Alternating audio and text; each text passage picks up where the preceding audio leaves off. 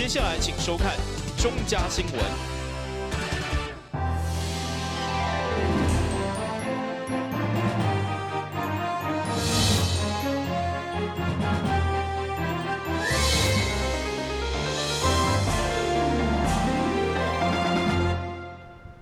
大家好，我是陈碧纯，欢迎收看11月6号礼拜2的中嘉台南地方新闻。安南区的安中路、甲东安路一带，只要落雨，就真容易积水，甚至被考西讲是安中河。为了减少饮水的问题，水利局积极推动改善工程。香港市长李梦燕甲济民代做伙前往海东桥视察应急的抽水站工程，希望会当建立安南区治水的新风线。安南区因为地势较低，所以伫落大雨的时阵，常常因为活水伤悬，互内水排袂出去，造成安南区做水灾。其中伫安中路甲东安路的路段更加严重。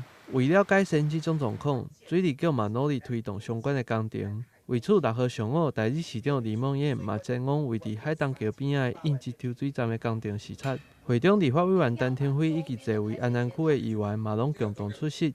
听出水利局的简报，并提出建议，希望水利局会使较紧推动相关的治水工程。你讲的设置我们的监控站是伫咱的海尾寮的那个抽水站1站嘛吼，在1站那边。可是伊伫遐远端的时阵，伊可能敢唔知讲，在我们最远的那个地方，可能已经淹水啊。所以这个物件要安怎去有这条连线连做伙哦，而且。如果说我们那边还没有看到，他说没关系，这边0.7就可以抽了。可是0.7的水位是可以的吗？还是要把起抽点降得更低？这个一定我们要再做一个观察哦。这个出口常常受到嘉南大圳的这个影响哈，尤其有当的淤泥，有当的是迄个水嘉南大圳水若涨起来，咱内底就水排袂出来。所以即马就变做爱出口做自动水门，加这个抽水设施哈。即马这个抽水设施，虽然还未全部完工，但是会使抽啦，会使抽所以今仔日邀请大家来了解，嘛就这个机会向大家乡亲报告。现在气候变迁有当落豪雨，咱的内底水就排袂啥会出来，因为都受到嘉南大圳的这个影响啦，所以咱真正咱安南区这边很多地方大概需要设抽水站，除了较悬，河顺遐较唔免。村的家还是有需要所以我想这几项才请水利局嘛咱议员加立委继续带咱斗相共互咱整个安南区的这个治水会使愈来愈完善愈来愈会使解决咱遮的问题抽水站的部分现在已经完工，会中市长嘛亲自启动试用，现在嘛只剩路面的工程还未完工，嘛预计伫11月底进行完工通车。水利局表示。未来嘛将会持续推动改善的工程，减少安南区用水的问题。台湾新闻郭博义采访报道。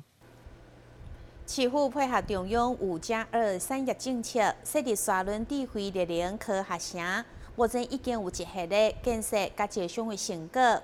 上午透过经济发展局发表成果，未来周边的环境建设将投入超过560亿。估计创造一档大约170亿的经济效益。透过经我局长殷世熙的简报，伫未来沙仑智慧科学城核心建设当中，包括大台南会展中心、智能科技联合研究中心、智能科技示范场甲中央院南部院区等4大核心计划，目前拢正伫兴建当中。代理市长李梦燕表示，4大核心计划如果加上2间大学加民间企业的投资，未来沙仑高铁特定区的发展无可限量。才有消息到底沙仑绿能科学城未来会变什么款？即马有偌侪投资案伫内底，我想谢谢经发局帮我们做一个整理我都叫他算的，差不多这边的公司部门的投资差不多有20几案。包括公共设施的建设20几案，那总金额就是刚刚讲的560亿以上560亿以上。我想那个学校的部分，周边的研究单位，成大、交大因为交大还要设一个绿能学院绿能它的第2期还要做一个绿能学院，所以我认为这个金额应该不只是15亿不只是15亿所以将来应该经费上应该还是滚动式的哈。交大这是一期的校区，这是成大的归仁校区哈。那交大还有他们很积极的在要扩大第二期的校区哈。那么所以我想这个学术单位的投资金额应该还有机会再提升哈。除了感谢中央甲民间的投资，另外市府各局处目前嘛正配合沙仑智慧历练的科学城设立，积极打造完善的基础建设，包括先进的运输系统、另外道路拓宽、电动车、甲铁板的建制，让科学城有更加便利的生活机能。台南新闻林根采访报道。台南市第2选区议员候选人陈坤和以工业历史的身份接受未少选民的真情。伊表示，市府以地集中切面积增加作为理由，向民众追讨50年来欠缴的地价税。陈坤和律师认为，这种行为根本是不公不义，呼吁市府将缓执行，若无将会对市府提出告诉。第2位律师陈坤明甲陈坤和兄弟。以及受害乡亲陪同，议员欧顶财上午也是市府地政甲农业单位官员共同召开记者会。会中因为市府办理地籍图中测时，发现有未少的农地种话，实际面积甲登记的面积有出入，因此增加的部分，市府将追讨50吨的地价差额。对此，律师陈坤明甲陈坤和认为，市府根本就违法乱纪，无了解法令。50吨前。土地重划的情形所发生的代志，恁要去人处理，你有啥物权利处理？你这因为《农地重划条例施行细则》第49条、51条，要共摕钱，你用对一个手去摕？这是土地重划的时阵，土地分配结果有较低、较减的时阵，用这个条例来实施的。重划条例、重划制度已经结束了以后，这个条文没有再适用的余地啊。第一，独立国库；第二，恁已经进行独立他人啦，所以呢，要了解这个严重性紧来做补救，紧来停征，无做歹势，这是困扰政见之一。追究不公不义的行为，恁一定要勇于好好的修习咱的专业，勇于交咱的顶悬的长官，来甲伊表达恁的专业的立场，袂使有下达一个命令的时阵，恁都歪错去。对此，地政局解说，因为40-50年前画地籍图已经破损，加上现在机器较先进。中测以后难免有出入，不过市府也是会依法办理，加缴的市府当然会退回，减缴的就会来追缴。因为之后的我们的测量仪器跟技术精进，然后之后才发现说面积有增加或减少，所以我们增加的部分会去收所谓的差额地价，减少的部分我们会去给民众差额地价。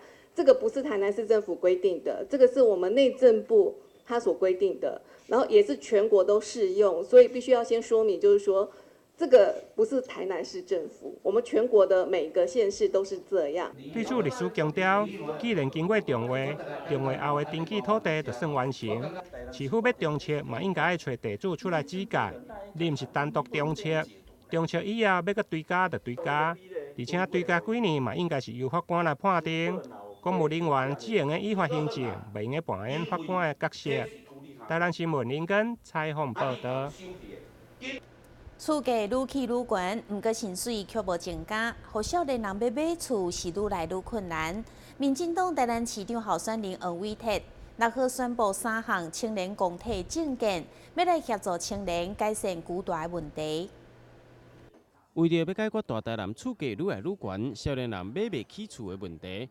民进党台南市长参选人黄伟哲甲侪民进党籍的市议员候选人，今日共同发表了3项青年公财政策，包括伫青年租厝补贴、包租代管、扩大租厝的市场，以及计划伫咧平时营区起社会主体等等，希望借此来解决收入相对较低青少年朋友因大的问题。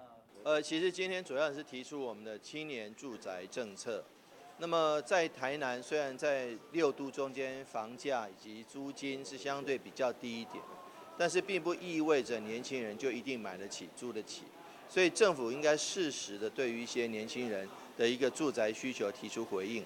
那也就是因为这样子，我觉得其实在我们跟各位议员参选人，我们共同提出了青年住宅政策，希望说能够做一个第一个租金补贴，第二个包租代管，第三个对于一些在排富的前提下，对于一些社会住宅中，将来也要拨出一定的比例来作为一个青年公宅的这个需求，而且这个青年公宅将来是只租不售，目的是要让一些初出社会或是刚组织家庭或是刚有小孩，经济基础还努力在建立当中的一些年轻人，能够在他们的第一步创业的第一步、就业的第一步就站稳脚步，那无后顾之忧。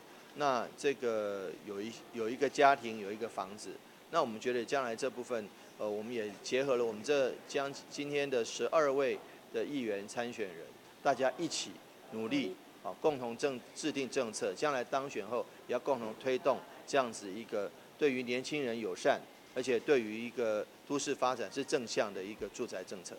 黄伟哲表示，运用有限的资源结合民间力量，伊希望打造只租不爱卖的青年公宅，以上界优惠价格提供予符合资格青少的朋友来达到实际上的照顾，安尼的巨大正义实现，卖当去引较侪外县市的民众来到台南生活过日子。台南新闻网赵采用报道。现在困节马上登来新闻现场。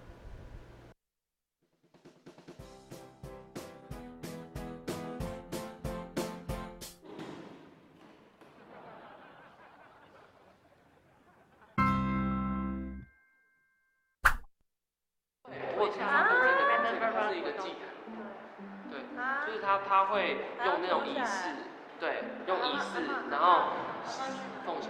他不要管他了，他应该去厕所吧？对啊。是吗？刚不是才去过？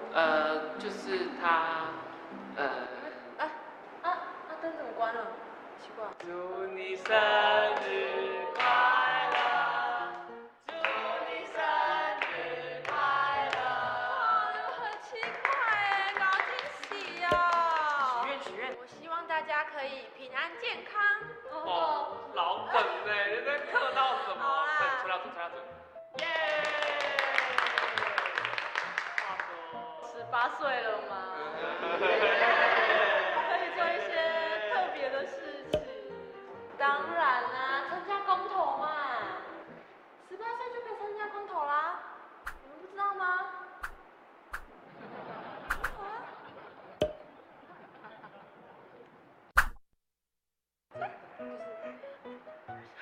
真的假的？真的，这就是那样。你们两个上不了什天，给我站起来！说，你刚给我们点什么东西？什么事情这么好笑？也让你们用上课时间在这里聊天，不说是不是？启荣，告诉老师，他们两个刚刚到底在聊什么东西？我真的不知道。那你要强他们两个是不是？老师，你不要动他。我说。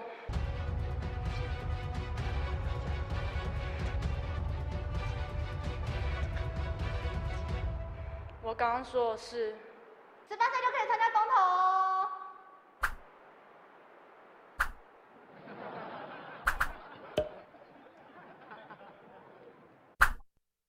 好，各位同学，我们今天上到这里有什么问题？老师，我有问题。请问你有什么问题？我有话想要跟大家说。请说。18岁就可以参加公投哦。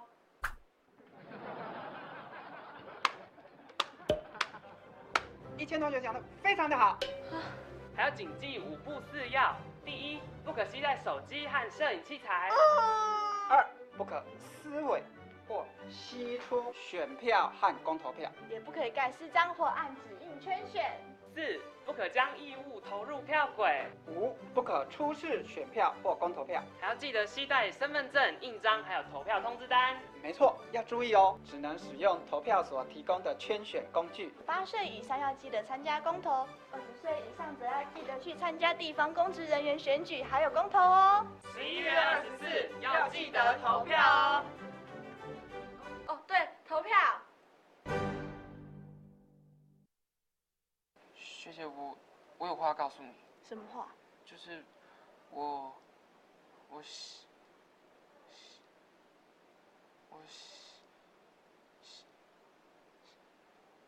18岁就可以参加公投哦。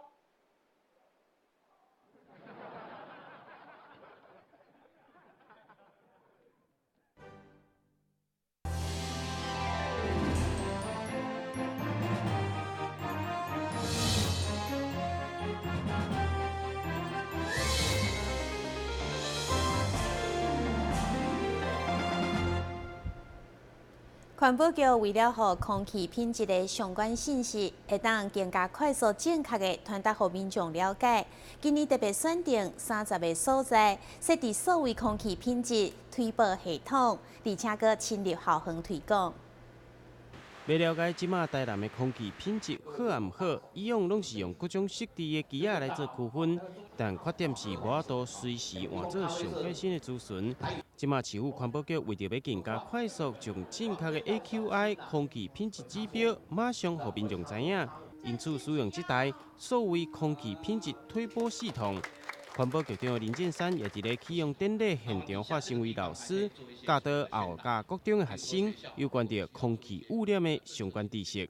空气中有气体，也有一些什么固体。那有一些固体呢，它很大，你看得到。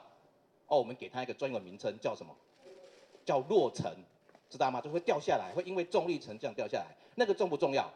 那个蛮重要的。不过掉下来以后，会不会对人体健康造成很严重危害？答案是不会，因为它会掉下来嘛，对不对？它会污染了谁？污染了你的衣服。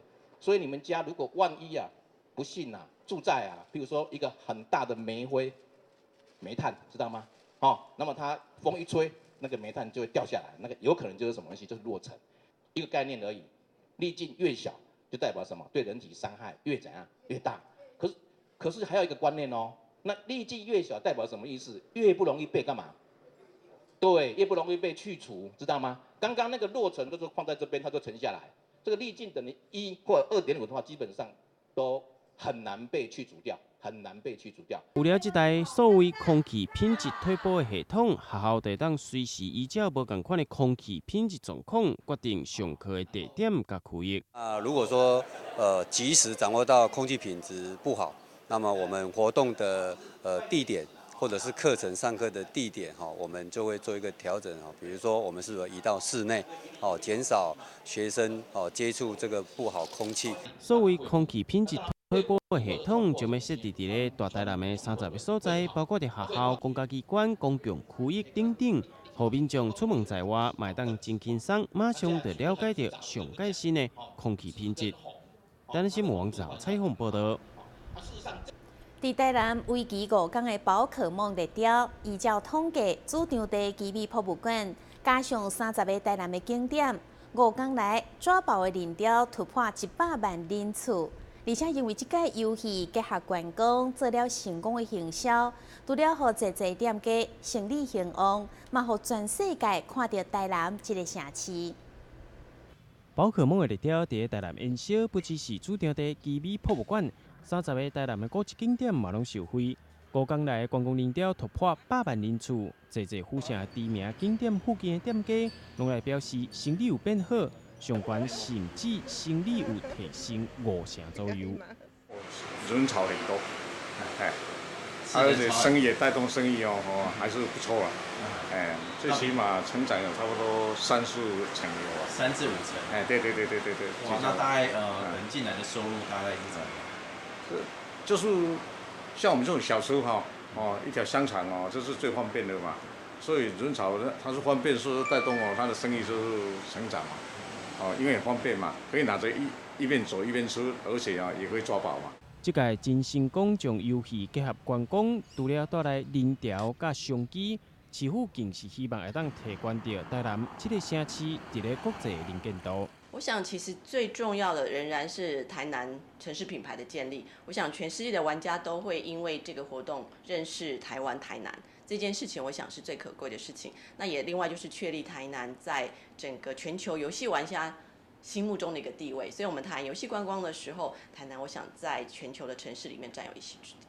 觉得很开心，但是我还是要说，游戏观光我们必须把它看作城市形象，它是一个大型的活动，它并不是常态性的，就是城市还是属于居民的。在游戏结束之后，你还是要回到永续观光的经营。那像这样大型的活动是用来激励跟鼓励城市觉得很开心，然后大家看到很多人在全世界也因为这个游戏让台南被认识、被看见。这届台南市政府甲宝可梦合作，根据了解，游戏的开发商并无向市府收取权利金，是以互相优惠的方式来进行。这届游戏行销也成功将台南带上国际，让世界看到台南这个城市。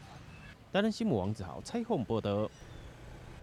第7届台南市西拉雅文化节11月17號將伫新華林場舉行，邀請西拉雅族、老中青三代做伙講母語，同時閣規劃趣味的闖關遊戲甲部落市集，非常的趣味，歡迎民眾前來參加。